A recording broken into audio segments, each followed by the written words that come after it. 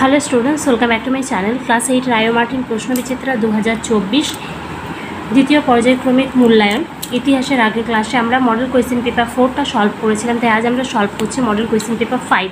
এর আগের ভিডিওটা বা ভিডিওসগুলো যদি না দেখে থাকো নিচে ডেসক্রিপশন বক্সে লিঙ্ক দেওয়া থাকবে, চাইলে সেখান থেকে দেখে নিতে পারো, কিংবা সেগুলি প্লেলিস্টে পেয়ে যাবে, প্লেলিস্ট থেকেও দেখে নিতে পারো। এছাড়াও তোমরা প্লেলিস্টে পেয়ে যাবে প্রশ্নবিচিত্রা অন্যান্য সাবজেক্টের সলিউশন। তাই চ্যানেলে গিয়ে প্লেলিস্ট খুলে যে ইচ্ছা মতো প্রয়োজন মতো ভিডিও দেখে নিও। এই ভিডিওটা স্কিপ না করে প্রথম থেকে শেষ পর্যন্ত দেখো, সব উত্তরগুলি নোট ডাউন করে নিয়ে। তো চলো শুরু করে আজকের video. Model question paper 5 Chandannagar municipal corporation school cluster. 1 নম্বরে আছে সঠিক উত্তরটি বেছে নিয়ে লেখো। প্রশ্নের মান আছে 1। ইজারাদারি ব্যবস্থা চালু করেন ওয়ারেন হেস্টিংস। প্রথম রাজনৈতিক সংগঠন হলো জমিদার সভা। মাদ্রাজ প্রেসিডেন্সিতে বিধবা বিবাহের নেতৃত্ব দিয়েছিলেন বীরেশলিঙ্গম পান্তুলু। দাদন বলতে বোঝায় অগ্রিম টাকা নেওয়া। 5 নম্বরে রয়েছে সংবাদপত্রের স্বাধীনতা খর্ব করা হয় 1904 খ্রিস্টাব্দে। নেক্সট আছে 2 নম্বরে ক স্তম্ভের সঙ্গে খ স্তম্ভ মিলিয়ে রাখো। বঙ্গভঙ্গ রদ হবে 1911 খ্রিস্টাব্দ। বাহাদুর শাহ জাফর রেঙ্গুন। সাগরে কন্যা শিশু ভাসানো 1803 খ্রিস্টাব্দ। আর প্রথম সুতির কাপড় তৈরির কারখানা বোম্বাই। 3 নম্বর আছে সংক্ষিপ্ত উত্তর দাও, যে কোনো 4টি করতে হবে। প্রশ্নের মান আছে 2। কারা কবে কিংসফোর্ডকে মারার উদ্যোগ নেন? এটা আছে তোমাদের টেক্সটের 113 নম্বর পৃষ্ঠাতে।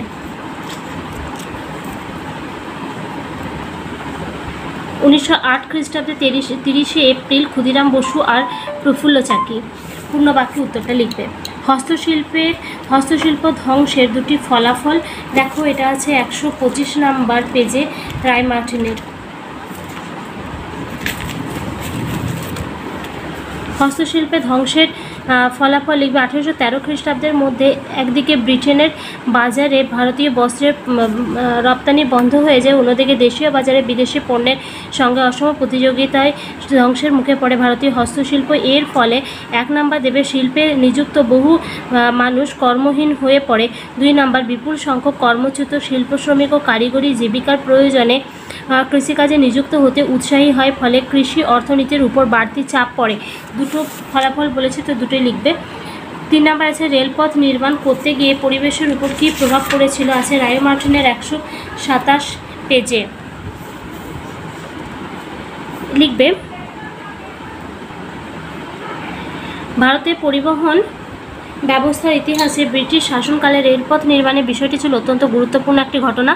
1853 খ্রিস্টাব্দে লর্ড ডালহাউসের তত্ত্বাবধানে প্রধানত ঔপনিবেশিক শাসনকে গতিশীল করার জন্যই রেলপথ নির্মাণ প্রকল্প শুরু হয়। ভারতের আর্থসামাজিক জীবনে এর গুরুত্বপূর্ণ ভূমিকার পাশাপাশি বেশ কিছু ক্ষতিকারক প্রভাবও দেখা গিয়েছিল।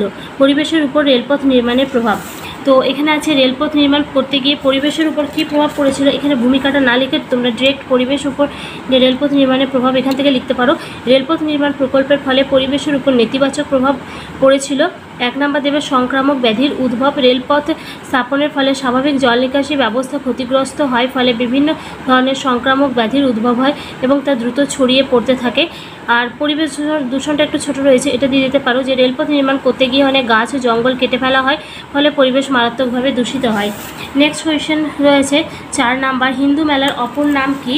এটা আছে, আর তার সঙ্গে রয়েছে হিন্দু মেলার উদ্দেশ্য কী ছিল, আছে 82 পেজের টেক্সটের। লিখবে জাতীয় মেলা পরে হিন্দু মেলা নামে পরিচিত হয়, তাহলে হিন্দু মেলার অপর নাম হচ্ছে জাতীয় মেলা। আর হিন্দু ধর্মের মর্যাদা পুনঃপ্রতিষ্ঠা করা এবং স্বাধীনতা ও দেশপ্রেমের আদর্শে সকলকে উজ্জীবিত করাই ছিল হিন্দু মেলার উদ্দেশ্য। 5 নম্বরে রয়েছে হিউম ডাফরিন ষড়যন্ত্র তত্ত্ব কী? এটা আছে 206 পেজে রায় মার্টিনের। ভারতীয় জাতীয় কংগ্রেস প্রতিষ্ঠা সম্বন্ধে বিভিন্ন মত প্রচলিত আছে, এর মধ্যে অন্যতম হলো হিউম ডাফরিন ষড়যন্ত্র তত্ত্ব। তারপর লিখবে ষড়যন্ত্র তত্ত্ব পয়েন্ট করে। হিউম ছিলেন একজন ইংরেজ সিভিল সার্ভেন্ট, তার পুরো নাম অ্যালান অক্টেভিয়ান হিউম। ডাফরিন ছিলেন ভারতের ভাইসরয়। হিউম ডাফরিন ষড়যন্ত্র বলতে বোঝায় যে হিউম ও ডাফরিনের ষড়যন্ত্রেই নাকি জাতীয় কংগ্রেসের প্রতিষ্ঠা হয়েছে। হিউমের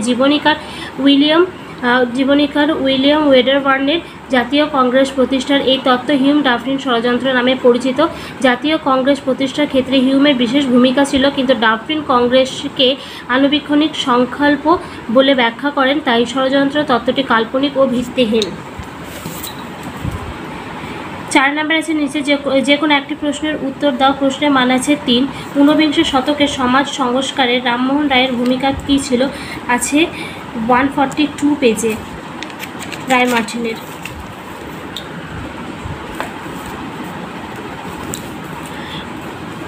19 শতকে ভারতে পাশ্চাত্য শিক্ষায় শিক্ষিত কয়েকজন প্রগতিশীল উদারপন্থী মনীষীগণ সমাজ সংস্কারে ব্রতী হয়েছিলেন।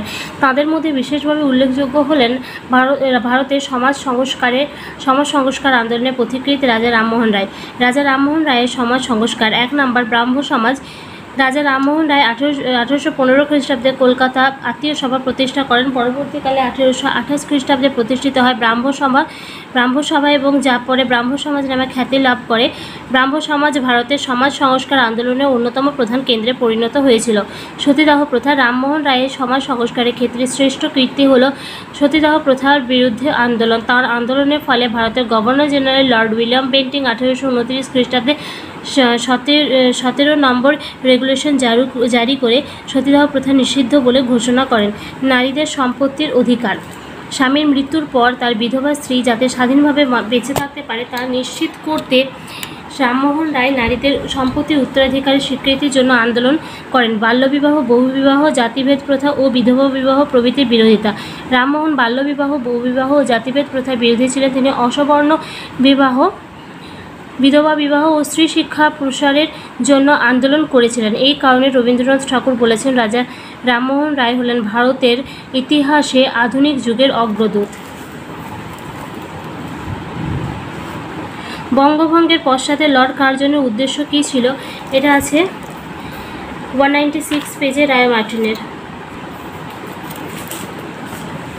1905 খ্রিস্টাব্দের 16 অক্টোবর ভারতের গভর্নর জেনারেল লর্ড কার্জন বঙ্গভঙ্গ কার্যকর করেছিলেন। ফলে বাংলা প্রদেশ দ্বিখণ্ডিত হয়েছিল। এর বিভিন্ন কারণ ছিল। কারণ লিখবে। প্রশাসনিক। বঙ্গভঙ্গের পক্ষে সরকারের তরফে বিভিন্ন যুক্তি দেখানো হয়। বলা হয় যে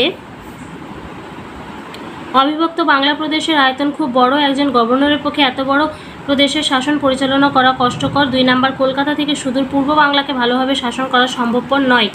জাতীয়তাবাদ দুর্বল করা। প্রকৃতপক্ষে বঙ্গভঙ্গের সিদ্ধান্ত ছিল সরকারের ষড়যন্ত্র ও দুরভিসন্ধির ফল। ইংরেজদের আসল উদ্দেশ্য ছিল 1 নম্বর ভারতীয় রাজনৈতিক আন্দোলনের মধ্যমণি বাংলাকে দুর্বল করা, বিভাজনের মাধ্যমে হিন্দু ও মুসলিম সম্প্রদায়ের মধ্যে বিভেদ সৃষ্টি করে ভারতীয় জাতীয়তাবাদকে দুর্বল করা। তো এখানে দেখো এই অতদূরই লিখবে। আর এর লর্ড কার্জন কেন বাংলাকে ভাগ করেছেন অথবা লর্ড কার্জনের বাংলা ভাগ করার পিছনে প্রকৃত উদ্দেশ্য কী ছিল, এগুলো মনে রাখবে। এই প্রশ্নগুলো উত্তর একটাই হবে। 5 নম্বর যে কোনো একটি প্রশ্নের উত্তর দাও। প্রশ্নের মান আছে 5। কংগ্রেসের সাংগঠনিক দুর্বলতার আলোচনা করো। এটা আছে টেক্সটের 99 পেজে। 99 পেজে যে গোড়া থেকে কংগ্রেসের মধ্যে সাংগঠনিক নানা দুর্বলতা ছিল, যে লাস্ট স্ট্যান্ডাতে যেটা রয়েছে সেটা পুরোটা লিখে তোমরা এই যে পুরোটাই যে রয়েছে 100 পেজে পুরোটাই লিখবে। ঠিক এতদূর পর্যন্ত জাতীয় কংগ্রেসের প্রথম 2 দশক এর আগে পর্যন্ত লিখবে। তো যেহেতু টেক্সটে রয়েছে আমি এটা আর পড়ে দিচ্ছি না, তোমরা টেক্সটে দাগিয়ে নাও। মুসলিম সমাজ সংস্কারে স্যার সৈয়দ আহমদের ভূমিকা আলোচনা করো। এটা আছে 83 পেজে। যে মুসলিম সমাজ সংস্কার প্রক্রিয়া, আলিগড় আন্দোলন, এই যে রয়েছে 19 শতকে দ্বিতীয় ভাগে মুসলমান সমাজের বিভিন্ন সংস্কার প্রক্রিয়া শুরু হয়েছিল। এই পুরোটাই লিখতে হবে এই পেজটা। আর তারপর এই যে বাকিটুকু রয়েছে সেই বাকিটুকু লিখতে হবে, মানে এই পুরো পয়েন্টে লিখতে হচ্ছে। 3 নম্বর আছে রায়তওয়ারি বন্দোবস্ত, মহলওয়ারি বন্দোবস্ত সম্পর্কে সংক্ষেপে আলোচনা করো। এটা আছে 103 পেজে রায়মার্টিনের যেটা রয়েছে সেটা পুরোটাই লিখবো না, একটু কেটে কেটে লিখতে হবে। তো শেষ প্রশ্নের উত্তর দেওয়ার আগে বলে রাখি, যদি ভিডিওটা ভালো লাগছে প্লিজ লাইক করবে, কমেন্টস করবে, বন্ধুদের সঙ্গে শেয়ার করে দেবে। নতুন হয়ে থাকলে চ্যানেলটি সাবস্ক্রাইব করে রেখে পাশে থাকা বেল নোটিফিকেশনটা অন করে দেবে, যাতে নেক্সট ভিডিও সবার আগে তোমার কাছে পৌঁছে যায়। তো প্রথমে রায়তওয়ারি বন্দোবস্ত পয়েন্ট করবে, লিখবে ব্রিটিশ ইস্ট ইন্ডিয়া কোম্পানি ভারতীয় কৃষকদের কাছ থেকে সঠিক রাজস্ব আদায়ের জন্য বিভিন্ন অঞ্চলে নানা ধরনের ভূমি রাজস্ব ব্যবস্থা চালু করেন, যার মধ্যে অন্যতম ছিল রায়তওয়ারি বন্দোবস্ত। এরপর রায়তওয়ারি বন্দোবস্ত একটু কারেকশন করে নাও, এই যে ভূমিকাটা রয়েছে এই ভূমিকাটা দেওয়া দরকার নেই, তোমার ডিরেক্ট এখান থেকে শুরু করবে। রায়তওয়ারি বন্দোবস্ত পয়েন্ট করবে, লিখবে ইংরেজ আমলের সরকারের সঙ্গে রায়ত বা কৃষকের সরাসরি রাজস্ব প্রদানের ব্যবস্থাকে রায়তওয়ারি বন্দোবস্ত বলা হয়। মাদ্রাজের গভর্নর থমাস মন্ডোকে রায়তওয়ারি বন্দোবস্তের জনক বলা হয়। 1820 খ্রিস্টাব্দে মাদ্রাজে বোম্বাই প্রেসিডেন্সিতে এই রাজস্ব ব্যবস্থা চালু হয়েছিল। রায়তওয়ারি বন্দোবস্তের বৈশিষ্ট্য অনেকগুলো আছে, দেখো বৈশিষ্ট্য এখানে সবগুলো দেওয়া দরকার নেই, সব কয়টা পয়েন্টই লিখবো কিন্তু অল্প অল্প করে। এখান থেকে ছোটো ছোটো দুটো পয়েন্ট আমরা নিয়ে নেব। রায়তওয়ারি বন্দোবস্তের বৈশিষ্ট্যগুলি হলো এই ব্যবস্থায় রায়ত বা কৃষকের সঙ্গে সরকারের সরাসরি রাজস্ব প্রদানের ব্যবস্থা ছিল। আর এখান থেকে নিচে 4 নাম্বারটা তোমার ইচ্ছা মতো যে কোনো দুটো পয়েন্ট নিয়ে নিতে পারো। এই ব্যবস্থায় ইচ্ছা মতো যখন তখন রাজস্ব বৃদ্ধি করা হতো না, 20 থেকে 30 বছর অন্তর রাজস্বের হার বৃদ্ধি করা হতো। এটা লেখার পর রায়তওয়ারি বন্দোবস্তের ফলাফল লিখবে। রায়তওয়ারি বন্দোবস্তের সুফল ও কুফল দুই ছিল। সুফল পয়েন্ট করে লিখবে রায়তওয়ারি বন্দোবস্তে মধ্যস্বত্বভোগী শ্রেণীর শোষণ ছিল না, আর নিয়মিত খাজনা প্রদান করলে জমি থেকে রায়তকে উচ্ছেদ করা হতো না। কুফল লিখবে রায়তওয়ারি বন্দোবস্তের কুফলগুলি হলো এই ব্যবস্থায় কৃষক জমির মালিকানা পেত না, কৃষক ছিল কোম্পানি ভাড়াটির চাষি মাত্র। এই ব্যবস্থায় রাজস্বের হার খুব বেশি, সরকারি রাজস্ব কর্মীরা অত্যাচার করত। এবার মহলওয়ারি বন্দোবস্তটা আমরা লিখবো, যেহেতু দুটোকে লিখতে হচ্ছে সেই জন্য একটু ছোটো ছোটো করে লিখছি। মহলওয়ারি বন্দোবস্ত পয়েন্ট করে লিখবে 19 শতকের প্রথম ভাগে ইংরেজ ইস্ট ইন্ডিয়া কোম্পানি ভারতবর্ষে ভূমি রাজস্ব বিষয়ে বিভিন্ন পরীক্ষা নিরীক্ষা করতে শুরু করে। ইস্ট ইন্ডিয়া কোম্পানি সরকার কয়েকটি গ্রামের বা মহলের রাজস্ব গ্রাম প্রধানের মাধ্যমে আদায় করতে, একে মহলওয়ারি বন্দোবস্ত বলা হয়। বোর্ড অফ কমিশনার্স এর সম্পাদক হোল্ট ম্যাকিনজিকে মহলওয়ারি বন্দোবস্তের জনক বলা হয়। এই বন্দোবস্ত 1822 খ্রিস্টাব্দে উত্তর পশ্চিম ভারত, মধ্য ভারত ও গাঙ্গেয় উপত্যকা অঞ্চলে চালু হয়েছিল। মহলওয়ারি বন্দোবস্তের বৈশিষ্ট্য 1 নম্বরে লিখবে মহলওয়ারি বন্দোবস্ত একটি রাজস্বের একটি অঞ্চলে রাজস্ব নির্ধারণ করে গ্রামবাসীদের মধ্যে নির্দিষ্ট করে দেওয়া হতো। 2 নম্বর পয়েন্টের শেষেরটা তার একটু ছোটো রয়েছে। এটা এই ব্যবস্থায় 20 থেকে 30 বছর মানে 20-30 বছর অন্তর রাজস্বের পরিবর্তন করা হতো। মহলওয়ারি বন্দোবস্তের ফলাফল মহলওয়ারি বন্দোবস্তের সুফল ও কুফল দুই ছিল। সুফলে লিখবে যে মহলওয়ারি বন্দোবস্তে গ্রাম প্রধান ছাড়া আর কোনো মধ্যস্বত্বভোগী ছিল না বলে শোষণ ও অত্যাচার ছিল না। 2 নম্বর এই ব্যবস্থায় ইচ্ছামতো রাজস্ব বৃদ্ধি করা হতো না। কুফলে লিখবে মহলওয়ারি বন্দোবস্তে কৃষক জমির মালিকানা সত্ত্ব পেত না, জমি ভোগ করার মেয়াদি অধিকার পেত মাত্র। 2 নম্বর এই ব্যবস্থায় অনেক সময় গ্রাম প্রধান গ্রামের কৃষকদের উপর অত্যাচার করত। তো এটাই ছিল এই পেপারটা সলিউশন। খুব তাড়াতাড়ি পরে পেপারটা দিয়ে দিয়েছি, তাই সঙ্গে থেকে